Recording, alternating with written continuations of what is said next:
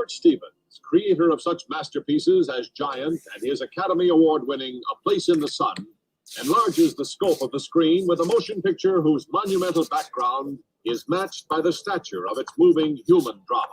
Drama that began when a mysterious stranger rode in from out of nowhere to play a decisive role in the lives of these rugged pioneers. You call me Shane. Shane, who attracted the woman with his quiet strength, who fascinated the boy with the glint of his gun. We'd all be much better off if there wasn't a single gun left in this valley. The gun is as good or bad as the man using it. From the clash of elemental forces, George Stevens has created a motion picture unforgettable for its spectacle and scope, its great human story, its deadly conflict. I've heard about you. What have you heard? I've heard that you're a low-down Yankee liar.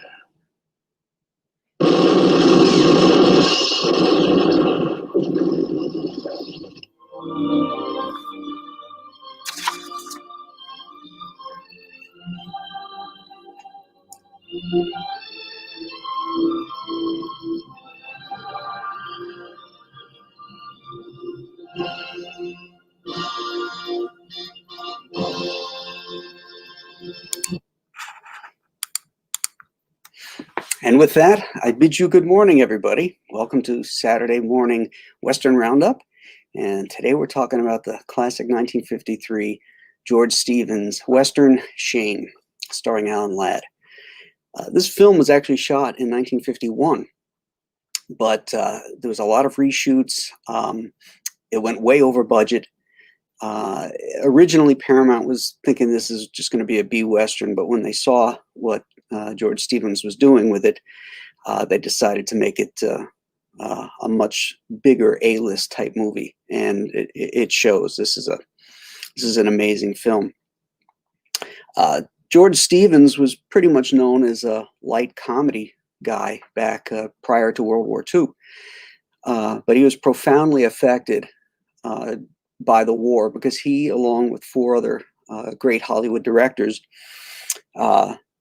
William Wyler, John Ford, John Huston,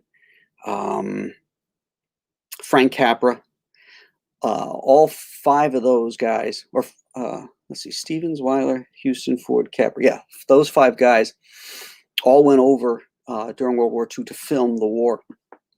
And Stevens saw some horrible things.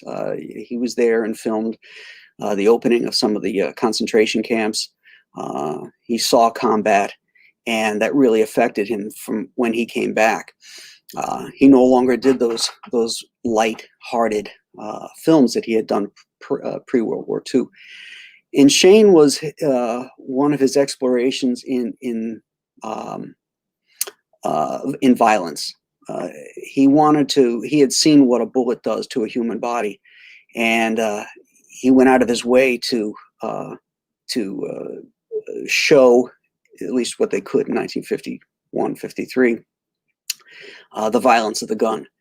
In fact, when you hear the gunshots in this movie, it sounds like a howitzer going off, and that's because they filmed the sound of a gun inside a can, so that it reverberated and sounded even bigger and louder and more powerful than it was. Also, this is, I think, the first time they ever used like a ripcord for when somebody gets shot. You see it all the time now when somebody gets shot with a shotgun or something, their body goes flying backwards, because they've got the actor on a cord and they yank it and pull them backwards. And they did that in the scene where Jack Palance, who plays Wilson, the gunfighter, shoots Elijah Cook Jr., and he goes flying back. And again, that sound effect and of the body flying like that had never been seen before. So, really great stuff. This is based on a book by Jack Schaefer, which was written in 1949. It's a great Western. The movie is pretty true to the book. Some of the differences is Shane is described in the book. He wears black, kind of like setting him off as the bad guy. But Alan Ladd rides in buckskin in this film.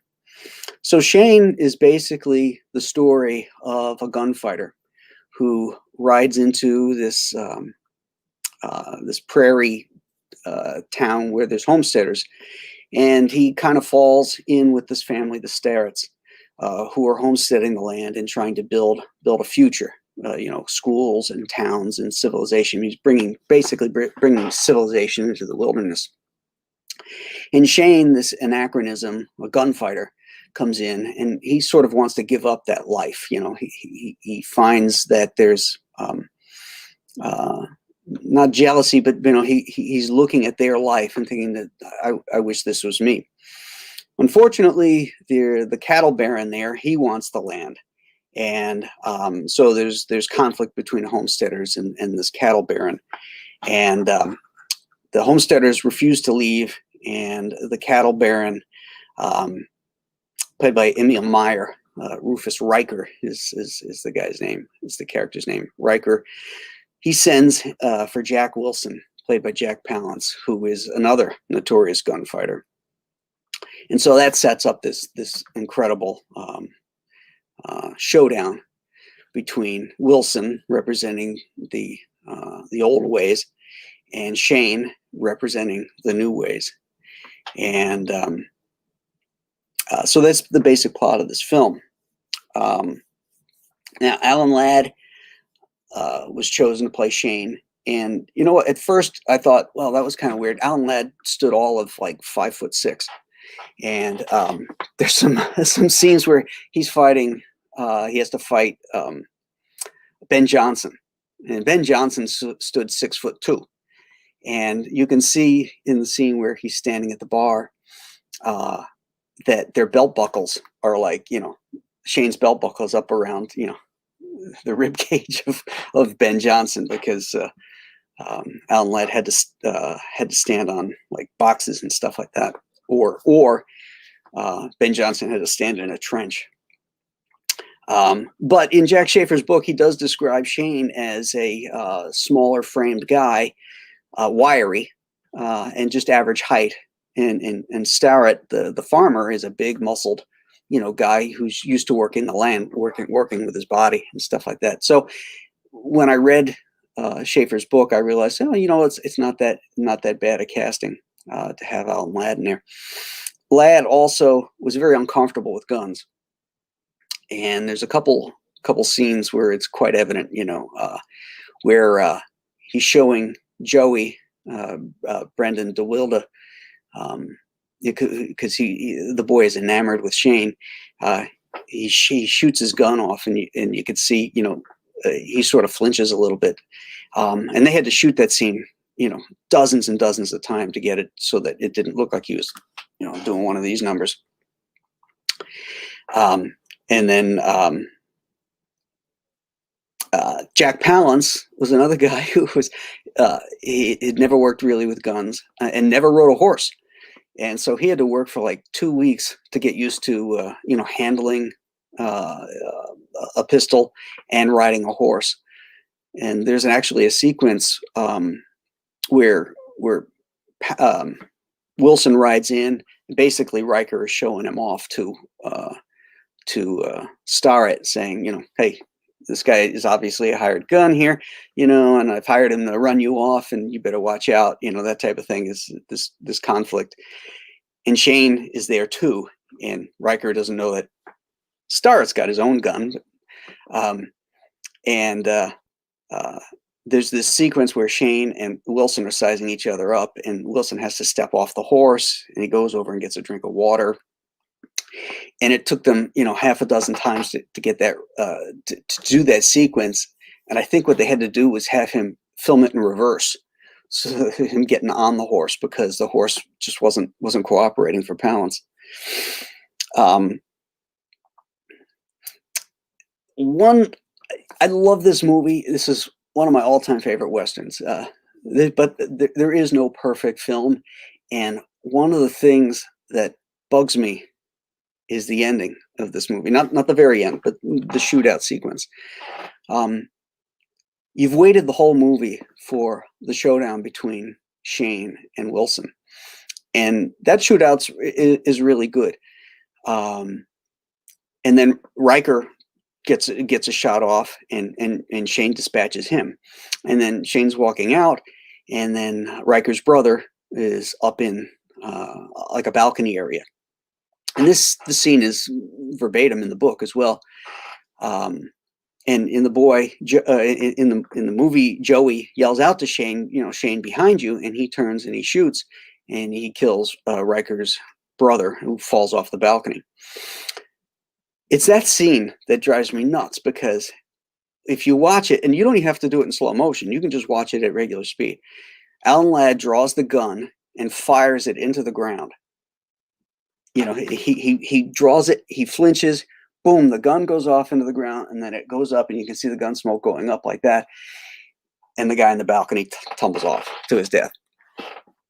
Now, remember, this movie was shot in 1951, released in 1953. Plenty of chances to reshoot that and get it right. For me, it's unforgivable that George Stevens, when looking at the rushes, sees that and doesn't change it. Because to me, that was like, that's the exclamation point of this dramatic buildup. And so that's the only the only aspect of the movie that I really balk about. The ending of this film, the very end, I guess, is somewhat controversial. People trying to figure out, well, what happens at the end? Shane is obviously wounded from that sequence, and does he ride off, and does he die? The ending is really an allegory. It's an allegory for a way of life, the way of life of a gunfighter, and basically a way of life of the West and how it was changing. So in the beginning of this film, we see Shane riding down from the mountains down to the prairie area. In the very end, he returns to where he came from. He rides through a grave, symbolizing the death of the gunfighter as well, on his way out. And then he doesn't just ride off into the sunset, he fades away. At the very last sequence, Shane sort of just fades away. And that's I think that's pretty clear of what that allegory is. It's he has to leave. There's no place for him in this type of civilized world, and he has to move on and go back to being what he is. And that's what he discovers. He discovers, he tried to put down his guns, but that's who he is. In the book, in Jack Schaefer's book, which I reread last night, because I wanted to be sure about what that ending was, it's pretty clear in Schaefer's book that Shane survives. Again, he is wounded, but they talk about, how the vitality and strength that comes back into his eyes when he encounters Joey, but in the book his name is Bob. And it's very clear to the Starretts and everybody in the town that Shane rode away but didn't die. So, for folks that think that Shane died, I don't think that's true. So let's see, what else can we talk about in this?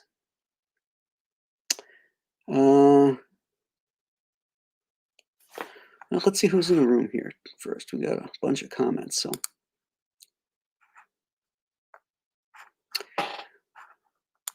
oh yes, let's talk about the cast here, because Monster Fan mentions Douglas Spencer. So we have Alan Ladd, of course, Jean Arthur, who at the time that they made this movie, I think was 51 years old.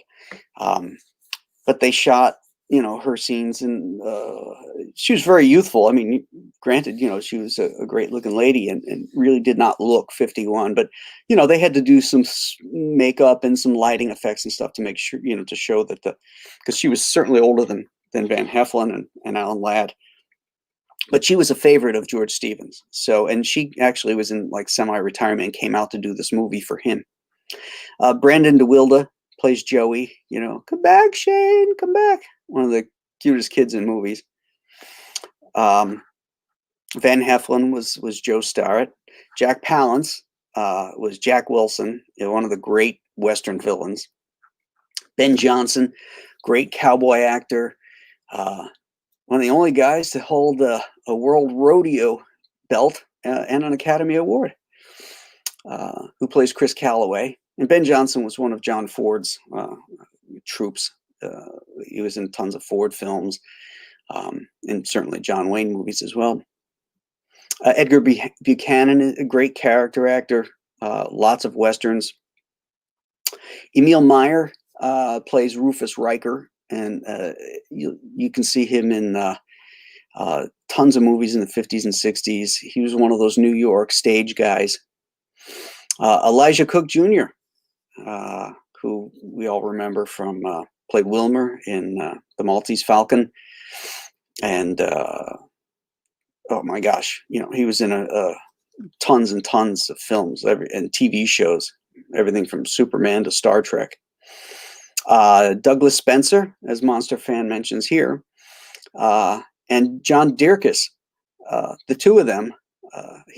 Dierkes plays Riker's brother, and Douglas Spencer plays Shipstead the Swede. And those two guys were both in, my favorite movie, The Thing from Another World. So it's got a great cast. Everybody's really good in this film. One of the things Stevens did too is that the mountains in the background, he shot all those scenes with it was either a wide angle lens or a long distance lens, which brings the background forward. So those I believe those are the Grand Tetons. They loom over all this prairie land. There's these giant mountains, but in reality, they're much further back, and it was a really cool technique.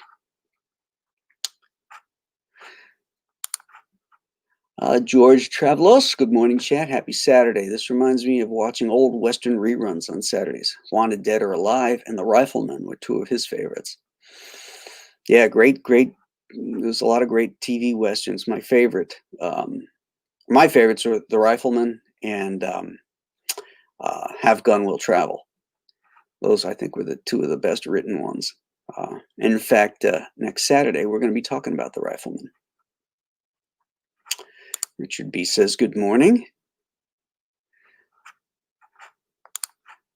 Dr. Mass, somehow I missed the Frank Robbins stream. I was on watching something and got no alert. Clearly, YouTube hates me. Yeah, other people have said there's been problems with getting alerts. But just know this, Wednesdays are the storytellers and Saturdays are Western Roundup. So, if you haven't gotten an alert, you can always check the YouTube page, because I always post about what's coming up ahead of time so you can figure out. And it's always the same times, 8 o'clock on Wednesdays, 8 p.m. Wednesdays, 9 a.m. Saturdays. Rob Fellows, good afternoon, partners, rolling in from the UK. Okay, Rob, welcome. Hyper Kaiju is here. Howdy, gang. Oh, and Rob watched the Frank Robbins episode this morning. Excellent. Richard B. echoing Brendan DeWilde's, come back, Shade, come back. More greetings from Man of War 665, neighbor of the beast. George Traveler says Jack Palance is great. Man, they didn't leave anything out of the trailer. That's pretty funny. This was not the original trailer because they're talking about films like Giant, the director of Giant, So this was a re-release trailer. Actually, look, it even says right there,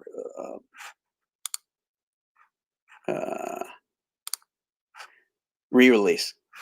So yeah.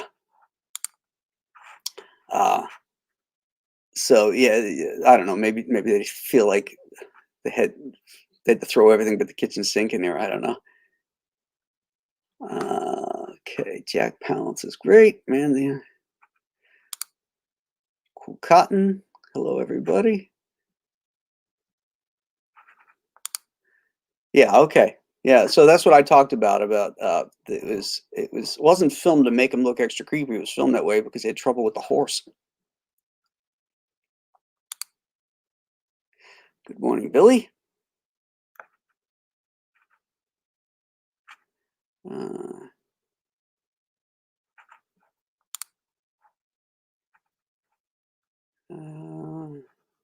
cool. Read the book at school and our English teacher put the movie on after we'd read it. Best English class ever. Oh, that's cool. Well, howdy there, Marty. Good to see you, brother. And Richard read the book first. You can never beat the books. Schaefer's book is excellent. It's very terse. It gets right to the point. It's not a long book, but it's an excellent book. Emil Meyer, a.k.a. Rufus Riker, was born, lived, and passed in my neck of the woods. Very cool. Ben Johnson, one of the greatest cowboy actors. Yeah, Johnson was great. He was great in all those Ford films. I loved him particularly. He got to shine really well in. It was the. Oh God. It was the third of the Cavalry trilogy. Fort Apache, She Wore Yellow Ribbon, and Rio Grande. Rio Grande, yeah. Him and Harry Carey Jr. are a riot in that one. I love that movie. Shane had an impact around the world, including the UK, of course, and a young Roger Waters, who would later reference it in his great post-Pink Floyd release, The Pros and Cons of Hitchhiking. Interesting. I'm not a huge Pink Floyd fan, so I was unaware of that, but thank you for letting us know about that, Vincent. That's very cool.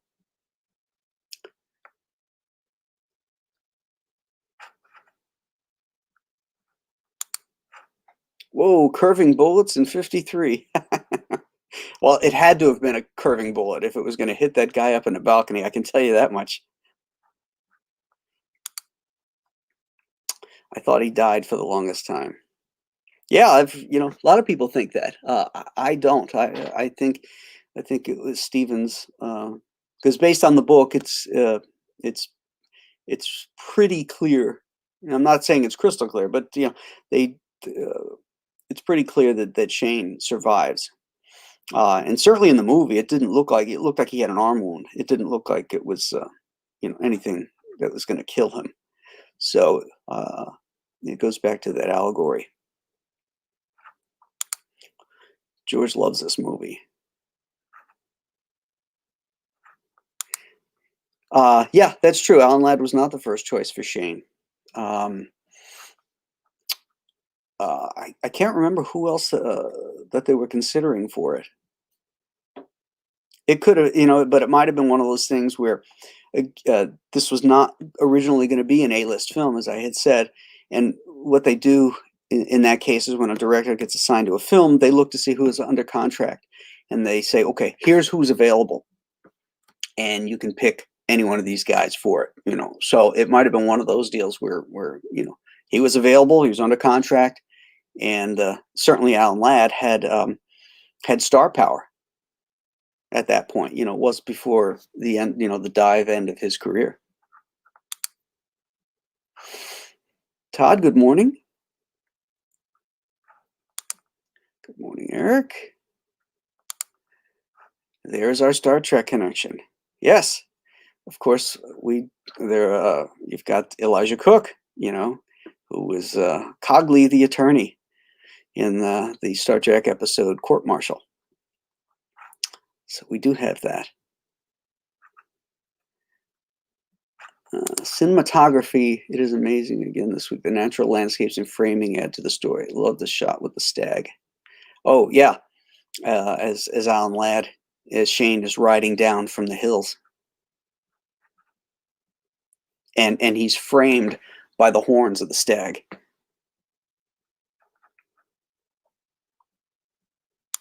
Todd's a big fan of Silverado. That's one of Bo Smith's favorites too.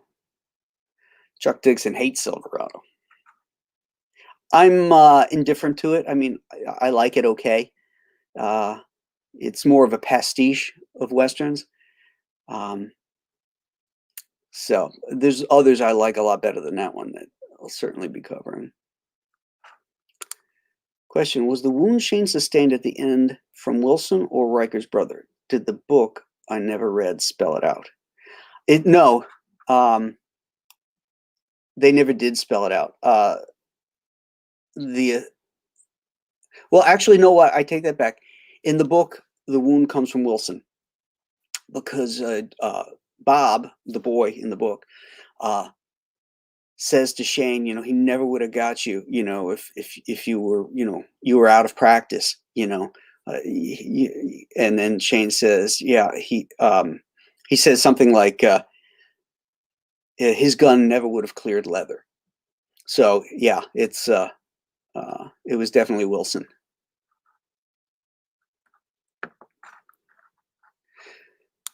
Todd also loves Dead or Alive with Steve McQueen. And Man of War loves The Rifleman. I love The Rifleman too. In fact, next Saturday, that's what we're going to be talking about. Chuck Connors and The Rifleman. Fearless Freak makes it in just before the finish line. Excellent. Good to see you, sir.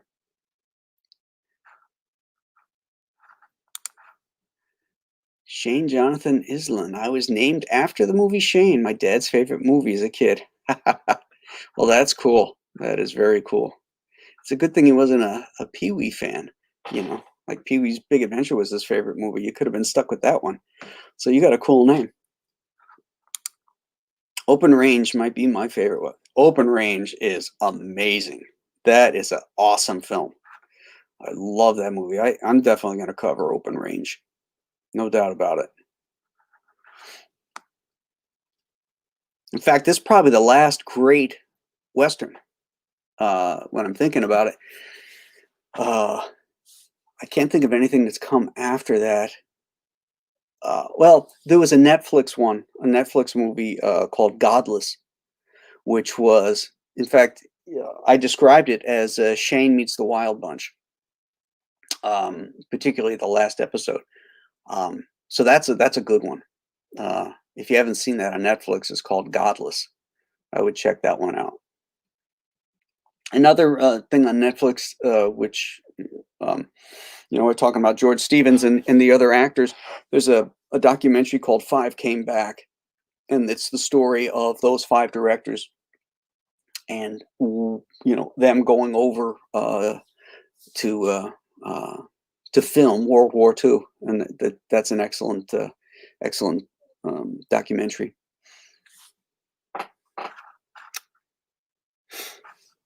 Let's see here. My brothers and I were named after the Sackett brothers. I love me some Louis L'Amour, that's for sure. I'll have to dig out Pale Rider again, similar kind of story. How will an 80s Western compare? Yeah, Pale Rider I liked okay. It is Shane, basically.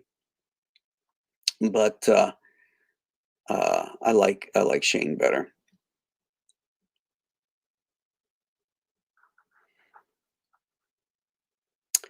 Okay, let's see. I think I've covered everybody. Let me just scroll back up and see if I missed anything.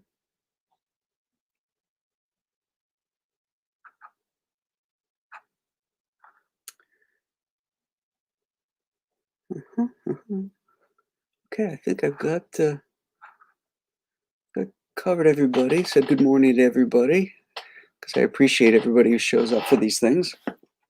Really great. And one of my favorite parts is actually when I go into the comment section, and it gets me thinking about other things, and I really enjoy that aspect, that part of the show. So next Saturday, next Western Roundup, we're going to be talking about, as I mentioned, one of my favorite TV Westerns. I'm not a huge TV Western fan. I'll tell you why. Because most of them are town Westerns. One of the great things I love about Westerns is the character of the landscape. It's a huge country, and the landscape plays a huge part of isolating people and isolating our characters in the outdoors. And I love that about Westerns. And so some of the TV westerns, were filmed on back lots, and every town has a building at the end as a T with bushes and trees behind it, so you can't see the telephone poles and the soundstage building roofs, and that's all I see. It's like, yep, okay, at the end of that street there, before all the riders have to ride into town from a right angle, there's a telephone pole or something like that. But one of the exceptions is the Rifleman. That a lot of that, except for the stuff shot out on Lucas's ranch and some of the outdoor scenes, all the town stuff is backlot stuff. But it's so good. The characters are so great. I completely forgive it. But yeah, that one is one of my all-time favorites. And I've got some great Chuck Connors stories because I got to meet Chuck Connors, spend some time with him. So I'll have some fun stories to talk about next weekend when we meet again for our Saturday morning roundup. And then Wednesday night, I have a special guest on the Storytellers. The great Howard Chaykin is going to be on, and he's going to be talking about various storytelling techniques and what it was like being an apprentice to the legendary Gil Kane. So that's going to be some fun stuff. Howard's a character, and he's very, very knowledgeable about pop culture, art. He knows a lot, and he's going to be a lot of fun. So you'll want to tune in on Wednesday evening for that. So I think that'll do it. Oh wait, a few more people have posted here. Let's just see if I missed anything. Oh, what did you think of Cliff Robertson's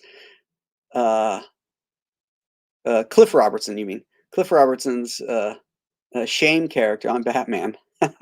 Of course, when I watched it as a kid, I didn't get it because I didn't know who Shane or Shame was supposed to be, sending up. But now when I see it, it cracks me up.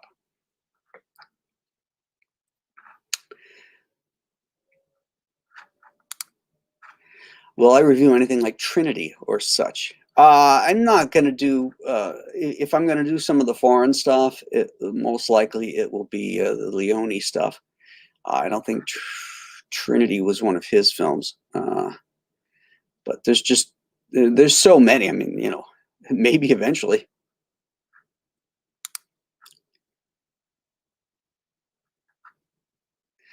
Oh, this first live one. Very cool. Lone Ranger, that's another Western that I love too. Those were really great.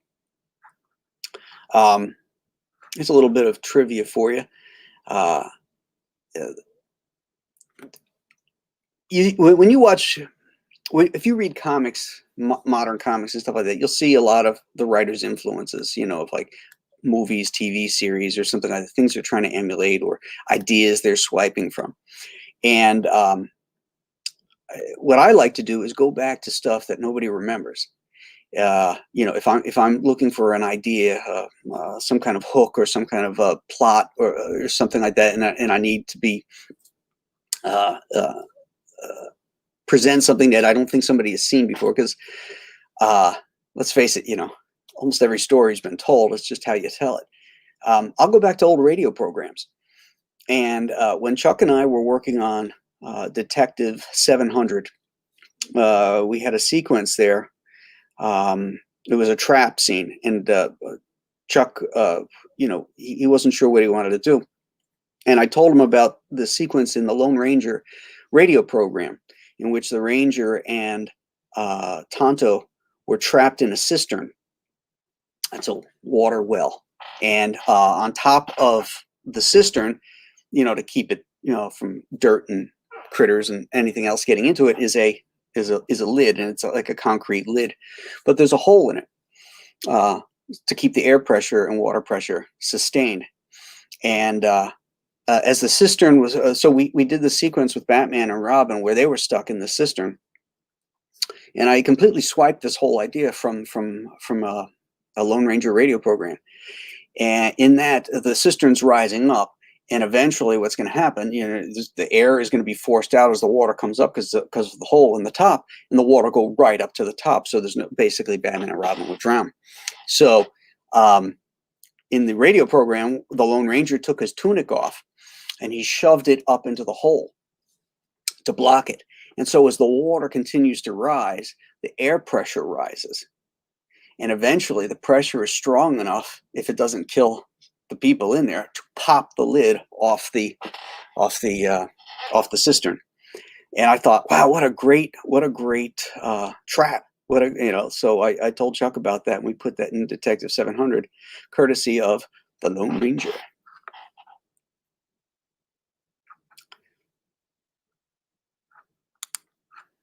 Howard had some really crazy stories from behind the scenes on The Flash. Yes, Howard was a screenwriter on The Flash, the original Flash show back in the 80s. So I'm sure we'll touch on some of that too. Okay, gang. I guess that'll wrap it up here. Thanks again for tuning in. I'll see you next Saturday for the Rifleman, and before that, we'll see you Wednesday to welcome Howard Chaykin on. So you guys have a great weekend, and we'll see you again soon. Thanks. Bye-bye.